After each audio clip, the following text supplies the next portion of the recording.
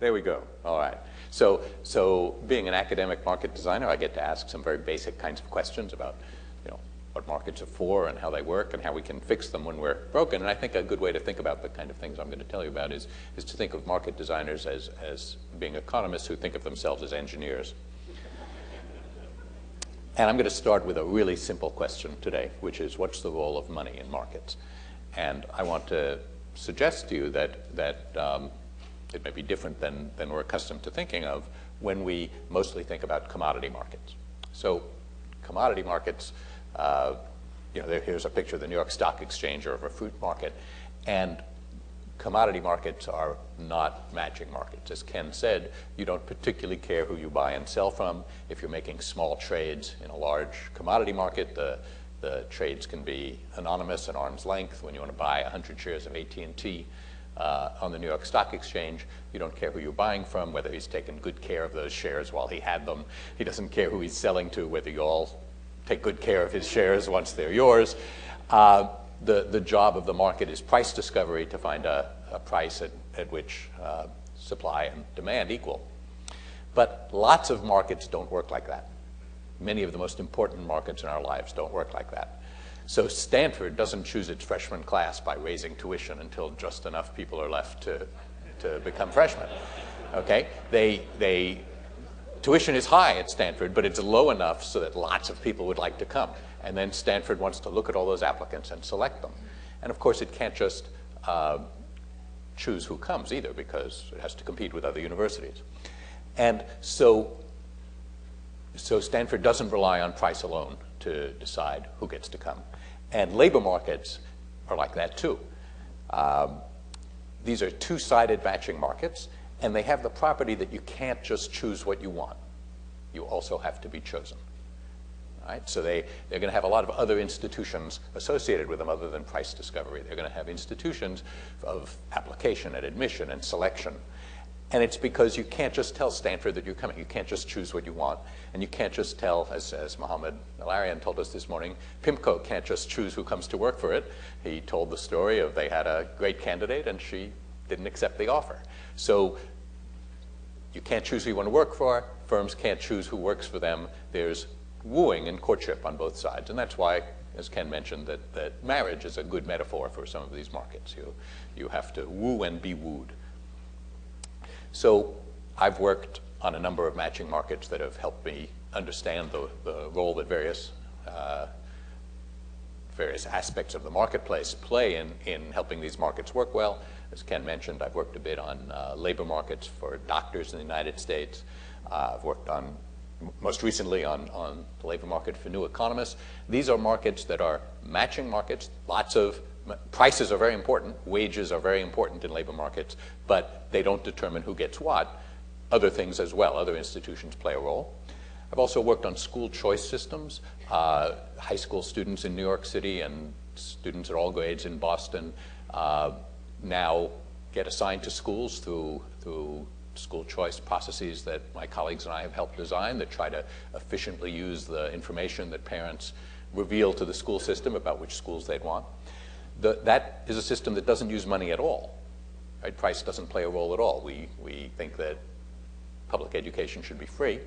And the market that I'm going to mostly talk to you about today, because it's the most unusual, and I want to try to stretch your view of what marketplaces are a little bit, will be kidney exchange. It'll involve organ transplantation. And once again, this will be a market in which, although there's a lot of money associated with it, prices don't play a role in determining who gets what. So before I talk to you about organs, let me just suggest, though, that matching markets, the kind of markets I'm going to be talking to you about, markets where you can't just choose what you want, but also have to be chosen, are really, really important in shaping our lives and careers.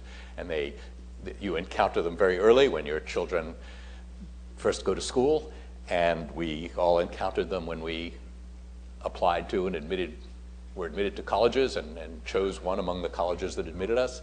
And if we work at regular jobs, if we have to be hired, then we're again in a matching market where we can't just choose what you want. again, as Ken mentioned, dating and marriage are matching markets, some of which now look a lot more organized or can more easily be studied than they did before, say, internet dating services existed. But what I'll concentrate on today, because it's embedded in a big money market, but as you'll see, it's a marketplace within that big money market in which who gets what is not determined by money. I'll concentrate on that because it's an unusual marketplace that I've been privileged to help design. So when I say that there's money in this market, these aren't the kind of numbers that Zeke Emanuel showed us this morning, but taking care of people with end-stage renal disease, with kidney disease, is a $50 billion a year industry in the United States. So it's not trivial.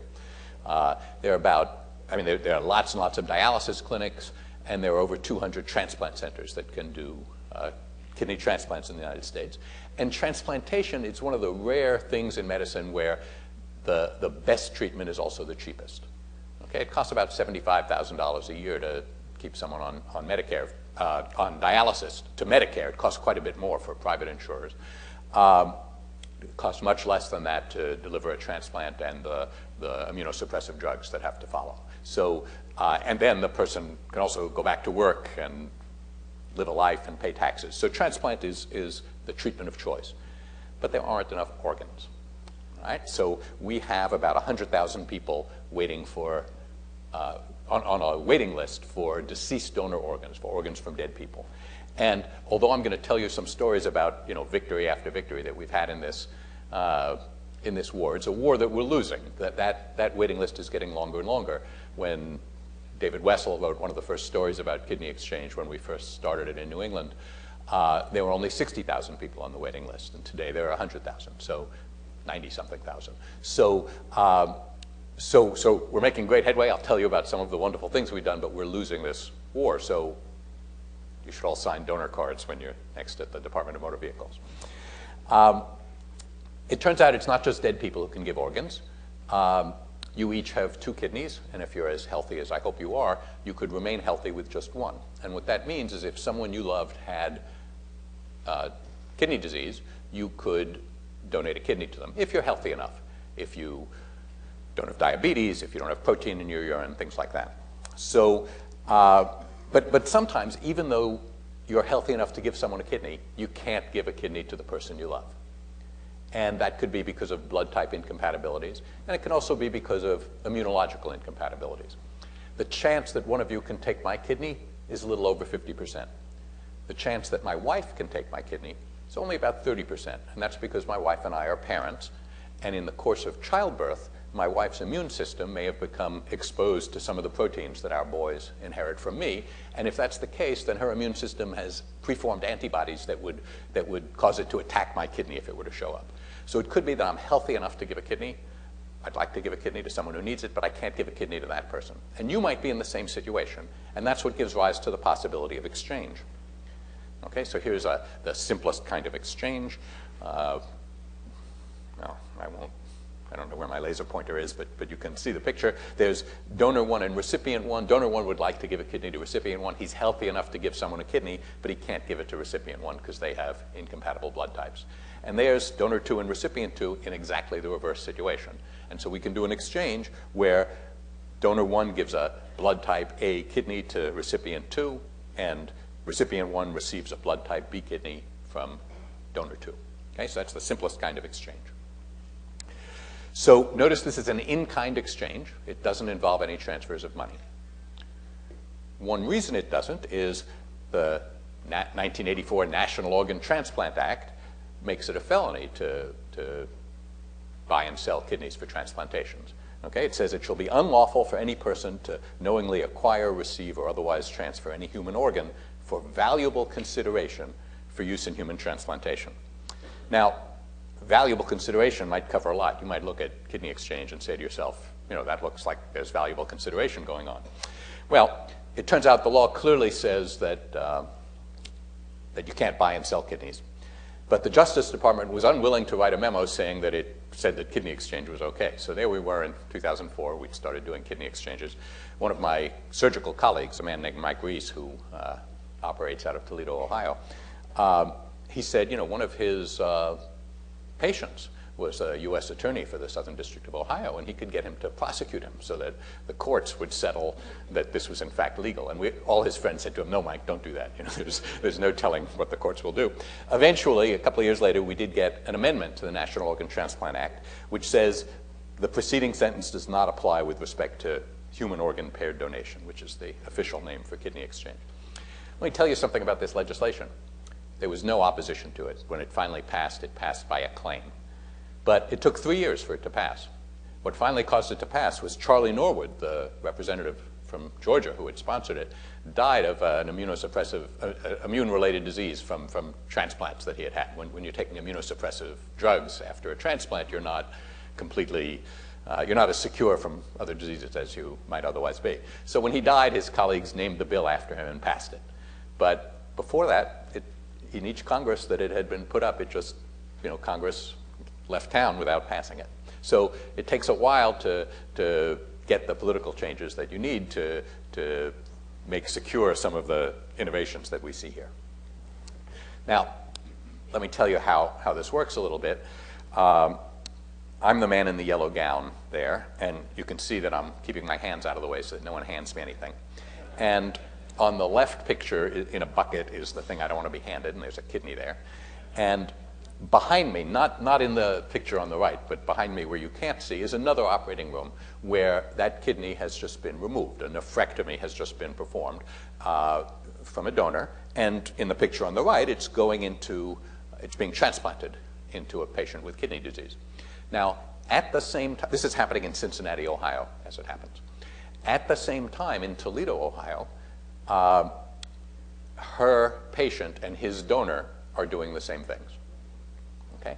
And when I say at the same time, I mean literally at the same time. Remember, you can't give valuable consideration for a kidney, so you can't sign a contract on a kidney. And so what the surgeons do is they prepare the patients, they anesthetize them, they make the initial incisions, then they get on their cell phones and they call up and they say, we're ready to go here. Are you ready to go? And when everyone's ready, the nephrectomy is performed and events take their course.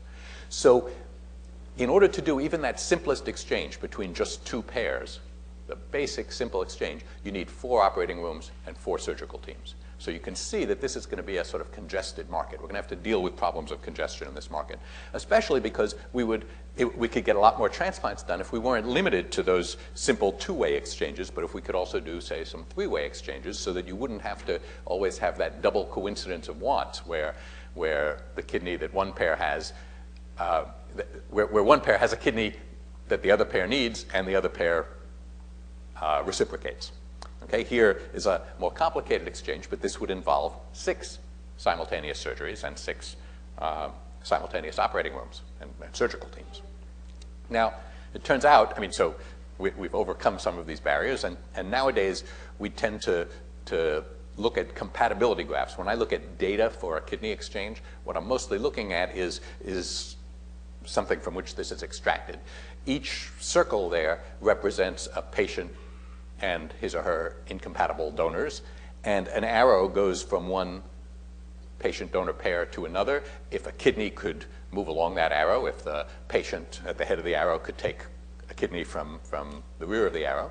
And what you do when you look at after you've made the market thick, after you've created a database of people willing to engage in these kinds of exchanges, what you're looking for is how to get a good set of exchanges with a lot of transplants in it. And one of the kinds of exchanges that is now accounting for a lot of kidney transplants begins with a non-directed donor. Sometimes, instead of having a particular person in mind, someone will come forward and say, I would like to give a kidney to someone with kidney disease, but I don't have a particular person in mind. And that turns out to be a good thing. So what we used to do when a non-directed donor came along is we used to say to them, there's tens of thousands of people on the waiting list waiting for a kidney. You could give to one of them, and that's what is being pointed to in the top line there. The non-directed donor gives to a patient who was on the waiting list. Now that we've got kidney exchange, we started saying, now that we have pools of patient-donor pairs waiting to exchange, we started to say to non-directed donors, you could start a chain. You could give a kidney to donor 1 in pair 1, and donor 1 will give a kidney to donor 2, and donor 2 will give a kidney to someone on the waiting list. So this is a sort of impersonal picture of this. This is, oops, that wasn't good. Here's a better picture. And one thing you can ask about this picture is, why are there only 6 people in it?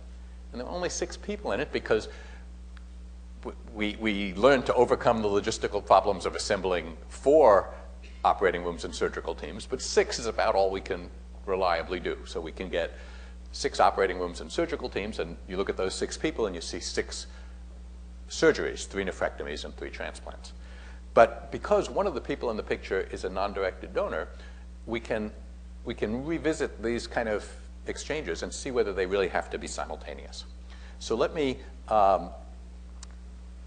remind you, let me explain again why we do simple exchanges simultaneously. So on the left, I've got a simple exchange, and we always do these simultaneously. Supposing we didn't. So on day 1, donor 2 gives a kidney to recipient 1. And on day 2, for whatever reason, that broken red line indicates that donor 1 fails to give a kidney to recipient 2. Okay, so suppose we did these non-simultaneously, and donor 2 successfully gives to recipient 1, but donor 1 fails to give to recipient 2. Well, pair 2, donor 2 and recipient 2, they've really been harmed by this failure. They had a surgery that didn't help them, and even worse, they no longer have a kidney to participate in next week's kidney exchange. So they've really been harmed, so we never take that chance. But now let's suppose that a living non-directed donor comes along. Well, on day 1, the living non-directed donor could give a kidney to recipient 1. And on day 2, supposing whatever happened on the left happens on the right. For whatever reason, donor 1 fails to give a kidney to recipient 2. Recipient 2 and donor 2 are very disappointed. But first, they're no worse off than they were before the non-directed donor appeared. And more specifically, they haven't given a kidney yet. They still have their kidney. They can engage in kidney exchange next week when we run another one. So the costs of a broken link are much less when we start with a non-directed donor, because we can arrange the exchanges so that everyone gets a kidney before they give one. And so if the costs are less, we can start thinking in terms of cost-benefit analysis. We can say, what are the benefits? Maybe they would be worth taking the risk of that broken link, which we would substantially reduce by doing everything simultaneously. Well, so in a paper in the New England Journal of Medicine, which is the kind of, we're doing politics here by science. The way you get things going is you make them standard medical practice, and the way you do that is publish in medical journals. The first non-simultaneous exchange we did had 10 transplants in it, 20 surgeries. This is what the picture looked like in People magazine. And it's turned out in the intervening years, this one started in 2007, it turns out that these long non-simultaneous chains are playing an increasing role in kidney exchange in the United States and in producing kidney transplants for people who otherwise wouldn't have been able to get them. And the reason is the pool of patients is becoming very highly sensitized, meaning they have lots of antibodies. It's hard to find any kidney that they can take. And part of the reason for that has to do with a kind of market failure that's emerging as kidney exchange becomes successful, which is that big transplant centers are doing exchanges on their easy-to-match pairs internally. And therefore, they're leaving us more and more hard-to-match pairs. There are ways that can be fixed. We think we know technically how to fix that, but we haven't solved the politics yet. So if you look at the data of an exchange, this is data from an exchange called the Alliance for Paired Donation. These are the guys who are in Ohio. What these are, like the graph I showed you before, each circle is a patient and a donor, or sometimes more than one donor. And each arrow shows whether the patient in that circle can get a kidney. And what you see is there are a couple of not so highly sensitized patients, and they're in blue. They can get lots of kidneys. But everyone else, it's really rare that there's an arrow that goes in there. So there are very few cycles, as opposed to chains, that involve the non-blue nodes. So if you were to grab those blue nodes in your hand and pick them up and shake them, you would get a picture that looked something like this jellyfish. The easy-to-match patients are at the top, and they're sort of densely connected to each other. And then hanging down are all these long chains. And those chains, if a non-directed donor comes along, we can sometimes go right up one of those chains and get transplants for a lot of people. So for instance, here's the New York Times covered one of them. This is a picture with 60 people in it, 30 transplants and 30 nephrectomies. And the guy at the upper left is a non-directed donor. So this is a way of getting some efficiency in this marketplace. Now, why don't we buy and sell kidneys? You know, this is a good place to talk about that, right? Wouldn't it be simpler if we could? So I don't know the answer to this. I think it's something that we ought to study and understand more and debate more. The United States is far from the only place in the world that has laws against buying and selling transplant organs.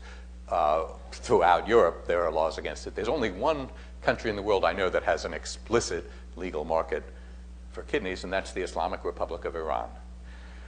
But everywhere else, it's either illegal or gray market, and there are plenty of black markets. That, you know, making something illegal doesn't stop it from happening. You can buy a kidney, but in most places where you buy it, it won't be legal to do so. So let's call a transaction repugnant if some people want to engage in it and others don't think they should be allowed to. Okay, this is something that as a market designer I come on all the time, not just in kidneys where repugnant is just the right word. I mean, the people who think you should not buy and sell kidneys think it's not just a bad idea, but it's the kind of bad idea that only bad people have. But there are plenty of markets where you propose some kind of transaction and people say to you, you know, that wouldn't be right. It would be unprofessional. It would be unfair. Right? People, we heard this morning that there are two kinds of people in the world, economists and real people. Real people also have intuitions about economic transactions. It's just they're often very different from the kind of intuitions that economists have. So I think we need to understand these things because they've been very important in shaping markets and marketplaces. Let me suggest to you some of the history of repugnant transactions. Right now in California, there's the question of should we have same-sex marriage? Right? Same-sex marriage is a prototypical repugnant transaction. Some people want to engage in that transaction. Other people don't want them to. Okay? And in the United States, we're undergoing a big transition now. There are now 6 or 9 states where same-sex marriage is legal. California has flickered on and off that map. It's an ancient repugnance that we may be witnessing a change in. Indentured servitude used to be the most common way that people bought passage across the Atlantic Ocean to get to North America during the time we were a British colony and shortly thereafter. The 13th Amendment to the Constitution makes it illegal along with slavery.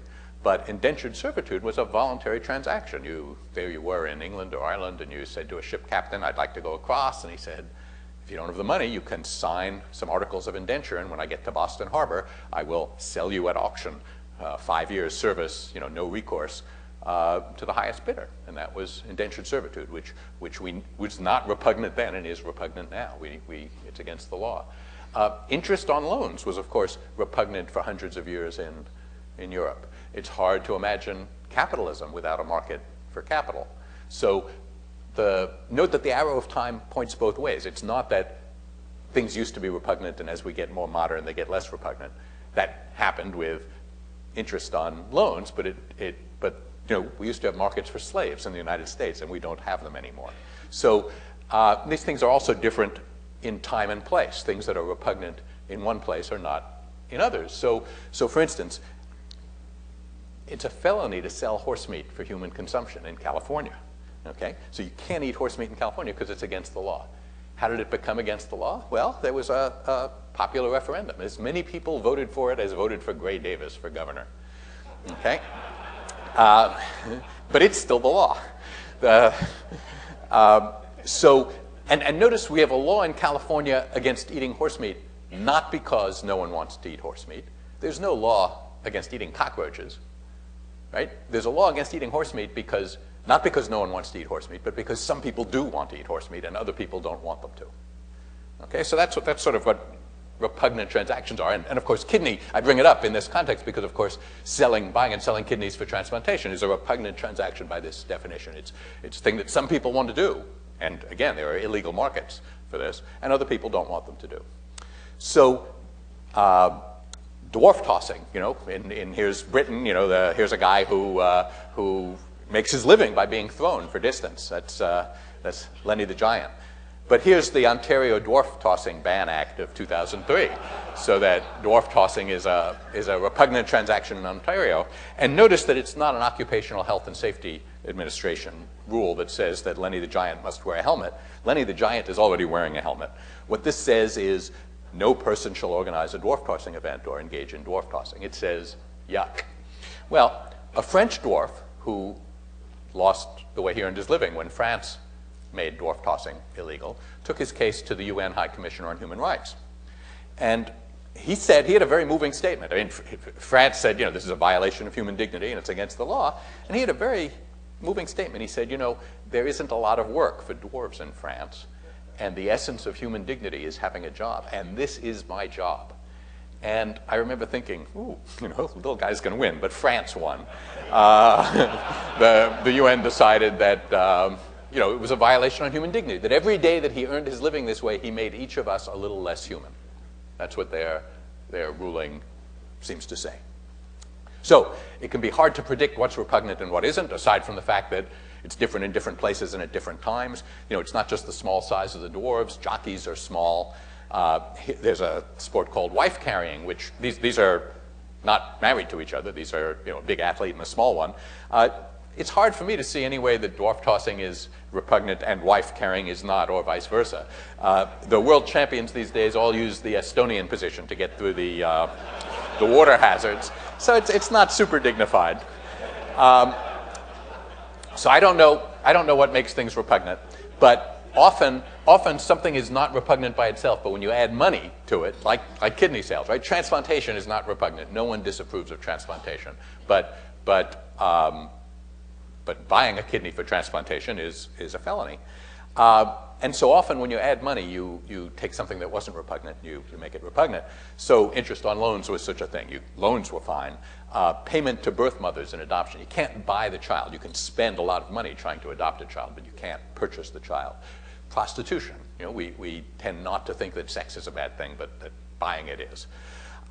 Sometimes having money isn't repugnant, but having too much money becomes repugnant, right? So there's all sorts of talks about regulating the pay of bankers in Europe, for instance. And Glenn Hubbard remarked that the 16th Amendment establishing an income tax when he spoke this morning might have similar roots and similar sentiments about some kinds of transactions are okay if they don't involve too much money. So here's a cartoon in which most people can pick out The Economist. Right? And the fact that we can all see why it's funny means we all understand that there are some transactions for which money would be inappropriate. If you invite me to dinner at your house, I can't, after dinner, say, that was a wonderful dinner. It would have cost at least $75 at a good restaurant. Let me pay you, right? You would never invite me to dinner again. You'd say, this economist doesn't understand that we're not a restaurant. An invitation to dinner at our house is an offer of friendship, and he can pay it back in kind with friendship. He could bring a bottle of wine. He could invite us. He could say, you must come to dinner at our house sometime. There are lots of ways to reciprocate, but money is not one of them. So when you talk about kidneys, there are a lot of arguments made about why money is not appropriate. Some of them are hard for economists to understand. I think the easiest one for economists to understand is a slippery slope argument, which says if we allowed people to sell kidneys, we might, in time, find ourselves living in a less sympathetic society than we would like to live in, because we would have allowed people who might be unemployed, say, and to have some assets, which is a good thing, except maybe it would cause us to not extend unemployment insurance the next time there was a recession, because you'd say, you know, those people, they're not really unemployed. They could, you know, they could sell their kidneys. So there's definitely things to think about here. Let me test you. Let me end by getting a sense of the meeting. Are you willing to contemplate carefully regulated sales of live kidneys? Hold up your hands if you are. Okay, and keep them up, please. Let's take a look around. So not everyone, but many people in this audience, but by no means all are. But keep them up, please. How about hearts? So the difference with hearts is it kills the seller. Yeah, there's some tough guys here. But I saw some hands go down, too. So the point that I want to make is that many of us harbor some repugnances of our own. We may draw the lines in different places than others, but we should it behooves us to pay attention to other people's repugnances too, and not just where we draw the line. These are things worth understanding. And so let me end by saying that kidney exchange achieves some of the benefits of a market, but without using money, and thus without running into the barrier raised by the repugnance that kidney sales arouses all over the world.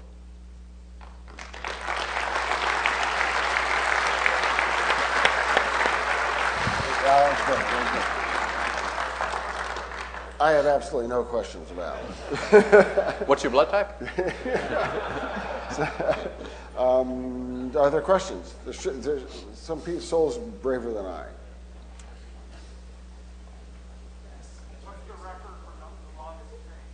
Well, that picture I showed you in the New York Times was the longest at the time, of 60, but that was in February, so it may not be the longest, but that's up there around it.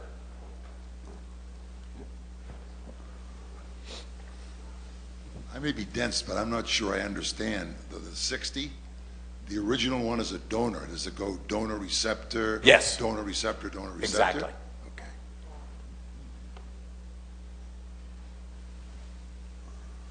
So have you donated a kidney? And if not, what will be the market clearing price for you to donate? Well, the only legal price now is $0. I have not donated a kidney. I would donate one unhesitatingly to a family member. The average time for recovery for a laparoscopic nephrectomy is not too long, a week or two. I have had enough surgeries where my recovery time was quite a bit more than the average time that makes me reluctant to undergo any more surgeries.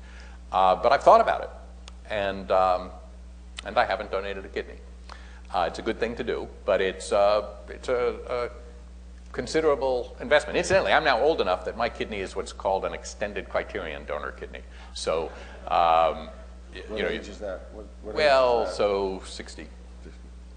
But on the other hand, there are people. One of the ways we allocate deceased donor kidneys is you can sign up. If you're far back on the list, you can say, I am willing to take an extended criterion donor kidney, and that gets you a kidney that will save your life a lot earlier. Part of the problem of the way we run waiting lists and the shortage of kidneys we have is you can wait 5 years in some places to get a kidney, and people die while waiting. So this is a serious problem. It's a problem, I said at the beginning, when I show you these long chains, I'm showing, and we've set up institutions for kidney exchange. We've had success after success, but we're losing the war, right? So there are more people waiting for kidneys today than there used to be. There are a couple of 100,000 people on dialysis. Many of them are not on the waiting list. Some of them are not good candidates. They've had massive heart attacks or something. But some of them are just not getting adequate medical care. And Medicare, the biggest single program in Medicare is the end-stage renal disease program. It costs about $8 billion a year. Over the lifetime of the patient, a kidney transplant saves around $600,000. So there's real money involved here in thinking about how to do this better. A practical question here. During the process when you decide whether the donor and the recipient can be matched up, you go through a number of calculations and checks and things like that. What's the probability that that after you do all those things and you decide to go ahead and try it, that after the fact it doesn't work? And what's the recovery from that? Yep. So that's a great question. There's the virtual match. So those graphs that I showed you are based on taking blood samples of each individual patient and donor. So that lets us make a prediction about whether a surgery could go through. Before a surgery actually goes through, the serum and the blood have to be mixed. So you do a very specific test that says, so right now a patient is a list of proteins and a list of antibodies, and a donor is a vector of proteins. But you can miss antibodies.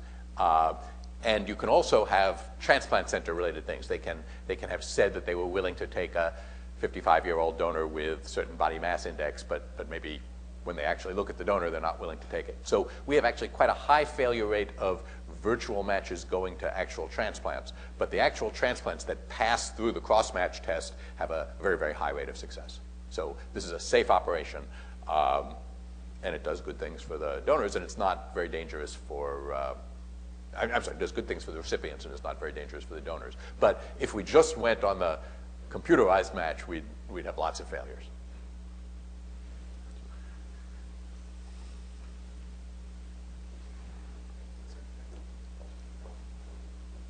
She's got it.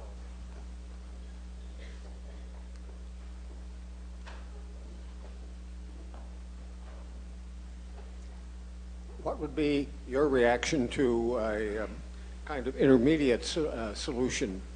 Would you care to start a company, for example, which employed salesmen to go to hospitals and visit terminally ill patients and have a law that would permit them to sign a contract for a price? Well, once you start thinking about, so remember there are a bunch of different objections we encounter about having a monetary market for kidneys. Some of them,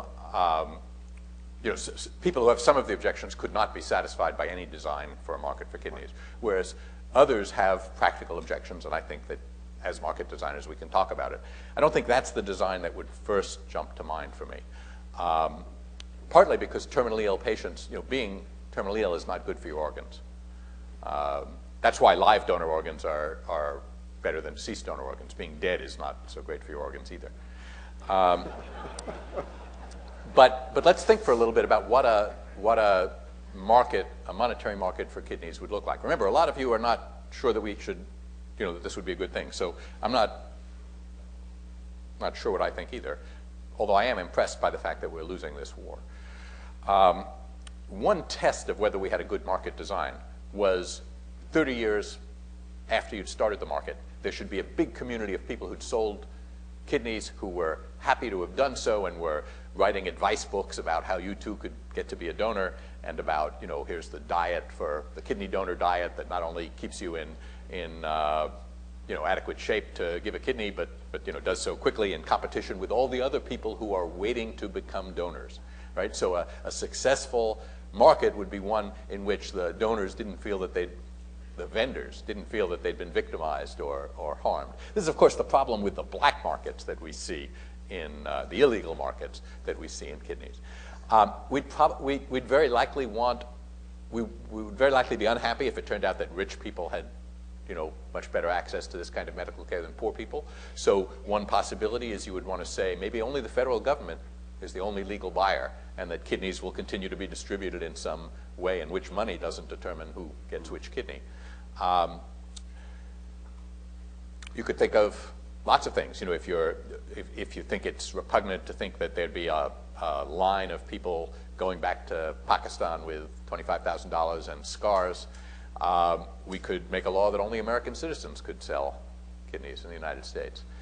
You could think of all sorts of things depending on what particular objections were. These would not address the objections that many people have. Right. Many people have much more fundamental objections. But I think that the kind of discussion you raise, there are lots of things we could discuss. Jim. Al, as you describe this, it just seems like it's the natural way to organize these markets once you've heard how to structure this. But could you say a little bit about, was this a situation where prior to the design of these exchanges, this was viewed as a problem in the medical community that needed a market designer to come and solve it? Or was there resistance to the idea that you could do this that then needed to be overcome to explain and to motivate them to participate in this kind of a linkage? So let me rephrase your question. You're asking whether surgeons just naturally viewed economists as fellow members of the helping professions. Probably not. I used to go to surgeons, and I would start off by saying to them, I'm not going to propose to you a monetary market. I'm going to suggest something else. And the reason I would say that is I gave too many talks to surgeons where I'd talk for a little while about kidney exchange, and then someone would stop me and they'd say, I thought you were going to tell us we should buy and sell kidneys, but I see that's not what you're telling us. But I wasn't listening to what you are telling us. Could you start again? Start over. So no, it took a lot of discussions. Okay. To just tell you a story. So there I was sitting at Harvard. We wrote a paper. We sent it to all the prominent kidney surgeons whose names we could get, and only one of them replied, and he came to lunch at the faculty club, and that was Frank Delmonico, who was the head of the New England Organ Bank and the director of renal transplantation at one of the Harvard hospitals. So, but from that, then we got to talk to other surgeons. There are still, there are still surgeons who think that if you can't actually do the surgery, then you should, then there's nothing to learn from you. Yeah. Len? I was surprised at what a powerful catalyst the non-directed donors are.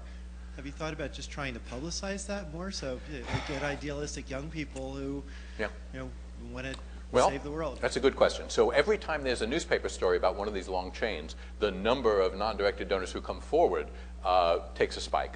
Now, it's hard to be a non-directed donor. You have to be in good shape. You have to be physically and mentally. But the publicity is definitely good for it. The transplant community collectively is somewhat ambivalent about trolling for donors. It's not quite clear that we should be saying to you, you should give a kidney.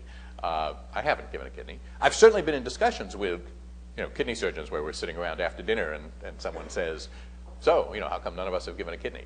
Now, every now and then, someone has. I know surgeons who have. I know transplant coordinators who have. The surgeons tend to say things like, I just know bad things only happen to 1 in 10,000. But the surgeons say things like, I've read all of those articles. I know too well, the bad things that can happen. I just, I don't want to try it. I've given you my answer on that. It's a good thing to do. There are lots of good things to do. You should fill your life with good things that you do. It doesn't have to be this one. So, back here? Wanted your thoughts on a related issue, which is end-of-life costs are very expensive, the last 3 weeks of someone's life. Yep. And there's a lot of money that gets spent in those last 3 weeks. Right. And was wondering if you had any thoughts that kind of came out of your analysis of these markets, these donor markets, that might apply to how we could reduce the costs but still stay humane. Right. So, of course, you can't always tell when it's someone's last 3 weeks of life. And so a lot of the costs we pay are for people who, if we could fix whatever is wrong with them, they would have long, happy lives afterward. And those costs, I think, aren't controversial, right? I mean, if someone has an auto accident and he's 28 years old and has a full life ahead of him, we should be trying hard to save him. So the question comes up more about how about someone who has chronic disease that's affected all his organs already. Should we be thinking about transplants for them? And many of those patients are not considered eligible to be on the transplant list. But Zeke Emanuel, spoke eloquently this morning about the incentive problems that medical care is riddled with, and I think that getting one last billing opportunity before the patient dies is certainly part of that problem. So, okay, I'm glad I didn't choose this field.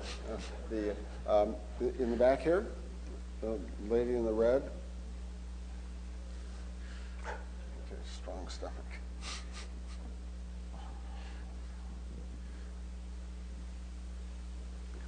Do the non-directed donors get preferential treatment in the event that their one good kidney? I'm sorry, I couldn't hear. Can you?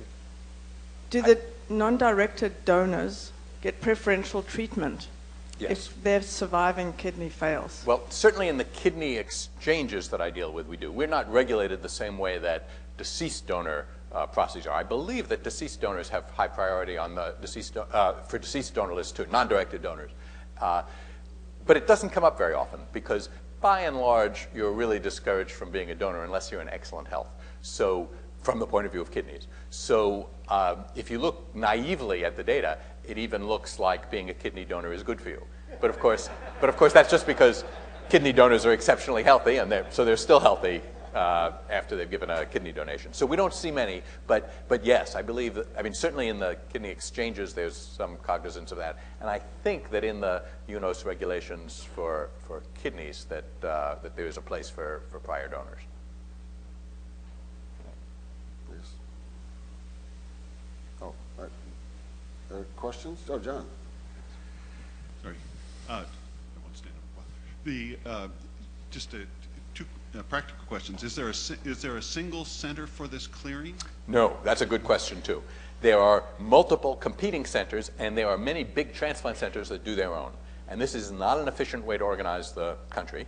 On the other hand, there's a federal pilot program that is just a tad bureaucratic and has only done 1% of the kidney exchanges so far.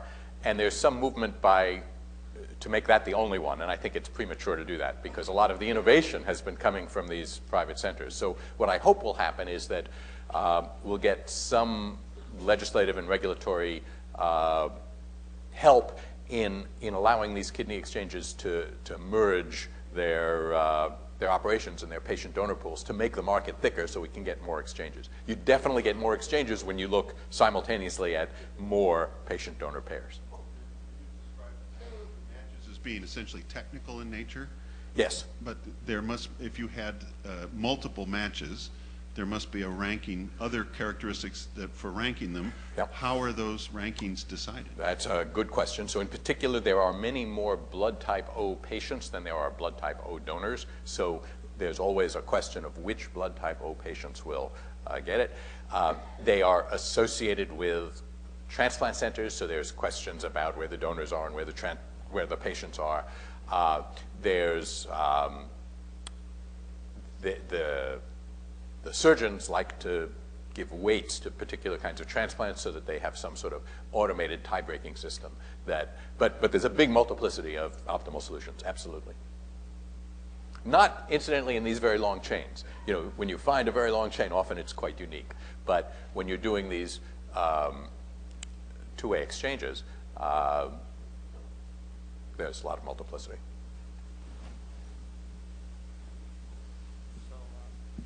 Should be on. Hello. Yeah, has this exchange program been applied to the other countries?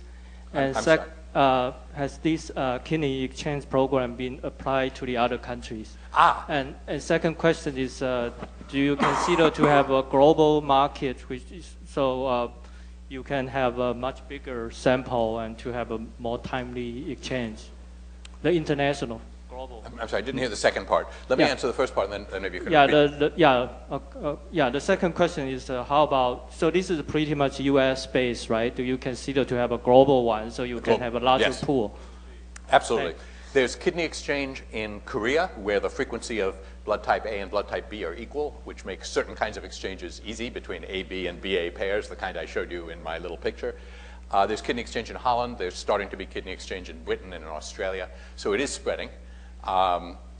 Global, there's some attraction to merging globally because what makes someone hard to match, what makes it hard for someone to get a kidney is they have a lot of antibodies. The way you get antibodies is, for instance, by getting blood transfusions. So you start to pick up antibodies to the proteins that are common in the pool of people where you live. And so there's some hope that if we could look at people from very different places, we could, and people who are really hard to find a kidney for, we might have a better chance of, a slightly larger chance of finding a kidney somewhere else. It turns out people are very, very much alike in their protein makeup, but some of the distributions of some of the proteins are different in different places, as are the blood type differences. So I've actually, I'll be giving a talk at Samsung Hospital in Seoul next month. We've actually done some work with their data and ours suggesting that there would be profitable exchanges between Korea and the United States. Question over here. So you mentioned interest as an example of something that used to be repugnant, but you still have that in the Islamic world, and you've sort of had the substitute good of Islamic finance. Right. Do you see an impairment to having a substitute good in kidneys, sort of pigs or monkeys? Is the repugnance a human thing? Oh, I think the repugnance is human. I think that kidneys are pig kidneys or artificial kidneys or simply stem cells that would let you, grow your own. I mean, those would all be great. But of course, we all know that we can't quite do those yet, and that if I say to you those are hard problems, you know what I mean. It means no one knows how to get those sugar molecules off the end of the pig protein so that your immune system won't attack them. I think repugnance we should think of in a similar way. It's easy to say, if you don't find kidney cells repugnant, it's easy to say, I have a simple solution. Let's just pass a law that people can buy and sell kidneys. There's no shortage of kidneys. Everyone has two. But But the fact that there's a law against selling kidneys just about everywhere in the world suggests to me that that might be a problem just as difficult as figuring out how to make pig kidneys successful, or just as difficult as solving the stem cell problems. So I look forward to the day when we will no longer need to do kidney transplants. I imagine that my grandchildren, you know, if I get to tell them this story, or maybe not my grandchildren, maybe their grandchildren, but at some point they'll say, what primitive medicine you guys did. You know, tell me again, you used to cut a kidney out of a dead person and sew it into the sick person, and that was a cure? And we'll have to say, yeah, that was the best we could do. So absolutely, we should find better things to do. I don't think they'd be repugnant at all. Okay, on that note, I want to mention a slight irony here that I'm the only person in this room who knows about this. 41 years ago, I went to, Gail and I were going to go to Europe for the summer, 1972. And I approached Lillian Zabahan, Mrs. Z, who ran the economics department back then, and said, I have a blue Chevy Nova that I need a match. I need someone to take for the summer, so it's just sitting unused.